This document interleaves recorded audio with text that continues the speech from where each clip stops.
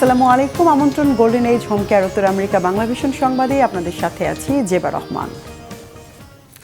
আগামী বৃহস্পতিবার আবারও আলোচনায় বসতে পারে যুক্তরাষ্ট্র ইরান, মার্কিন সংবাদ মাধ্যমে তথ্য দিয়েছে। এদিকে ইরান শান্তি চুক্তির জন্য যুক্তরাষ্ট্রের সঙ্গে আবারও যোগাযোগ করেছে বলে দাবি করেছেন মার্কিন প্রেসিডেন্ট ডোনাল্ড ট্রাম্প। তবে যুক্তরাষ্ট্র কখনোই এমন কোনো চুক্তিতে যাবে না যা ইরানের পরমাণু কর্মসূচিকে সমর্থন করে। এর আগে ইসলামাবাদে ইরান তাদের ইউরেনিয়াম সমৃদ্ধকরণ কার্যক্রম 5 বছরের জন্য স্থগিত রাখার প্রস্তাব দিয়েছিল, তবে যুক্তরাষ্ট্র 20 বছরের শর্ত জুড়ে দিলে তা শেষ পর্যন্ত ভেস্তে যায়। ইরানকে চাঁদাবাজি থেকে বিরত রাখতে হরমুজ প্রণালীতে নৌ অবরোধ দিয়েছেন বলে জানান মার্কিন প্রেসিডেন্ট।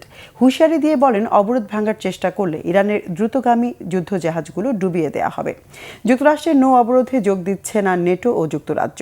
এদিকে আন্তর্জাতিক জলসীমায় যুক্তরাষ্ট্রের নৌ অবরোধ অবৈধ এবং জলদস্যুতার শামিল বলে অভিযোগ করেছে ইরানের সামরিক বাহিনী। পাল্টা হামলার হুমকিও দিয়েছে তেহরান। এতে আবারও যুদ্ধের শঙ্কা তৈরি হয়েছে। ইসরায়েল ও লেবাননের মধ্যে আসন্ন আলোচনা প্রত্যাখ্যান করেছেন ইরান সমর্থিত গোষ্ঠী হিজবুল্লাহ প্রধান নাইম কাশেম। যুক্তরাষ্ট্রের নিউ ইয়র্কের ম্যানহাটনে যুদ্ধবিরোধী বিক্ষোভ থেকে প্রায় 100 জনকে আটক করেছে পুলিশ। বিক্ষোভকারীরা ইরান যুদ্ধ এবং ইসরায়েলকে অস্ত্র সহায়তার প্রতিবাদে রাস্তায় নেমে ট্রাফিক বন্ধ করে দেয়। প্রতিবাদ কর্মসূচির নেতৃত্ব দেয় ইহুদি ভয়েস ফর পিস।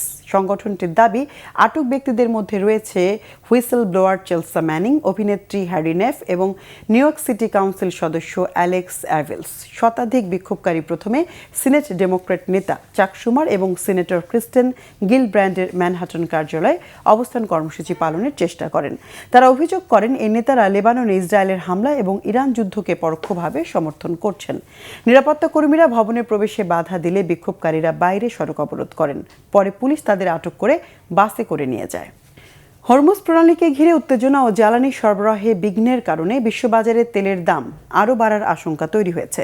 যুক্তরাষ্ট্রের জ্বালানি মন্ত্রী ক্রিস রাইট সতর্ক করে বলেছেন, পরিস্থিতি স্বাভাবিক না হওয়া পর্যন্ত তেলের দাম ঊর্ধ্বমুখী থাকতে পারে। সোমবার ওয়াশিংটন ডিসিতে সেমাফর ওয়ার্ল্ড ইকোনমি সম্মেলনে সতর্কবার্তা দেন তিনি। এমনকি কয়েক সপ্তাহের মধ্যে তেলের দাম সর্বোচ্চ পর্যায়ে পৌঁছতে পারে বলেও মন্তব্য করেছেন ক্রিস রাইট। সেটা আগামী কয়েক সপ্তাহের মধ্যেই ঘটতে পারে। তিনি আরও বলেন, যুক্তরাষ্ট্র ও ইরানের মধ্যে সংঘাত শেষ হওয়ার পর জ্বালানি সরবরাহ আবারও স্বাভাবিক হলে তেলের দামের ওপর নিম্নমুখী চাপ তৈরি হবে, তবে এতে কিছুটা সময় লাগবে।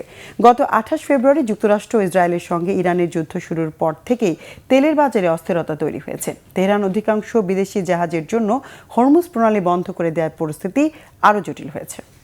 দর্শক, এ ছিল এখনকার মতো। আগামী শনিবার বাংলাদেশ সময় সকাল 6টা, শুক্রবার নিউ ইয়র্ক সময় রাত 8টায় গোল্ডেন এজ হোম কেয়ার উত্তর আমেরিকা বাংলা ভিশন সংবাদ দেখার আমন্ত্রণ রইল। এতক্ষণ সঙ্গে থাকায় ধন্যবাদ সবাইকে।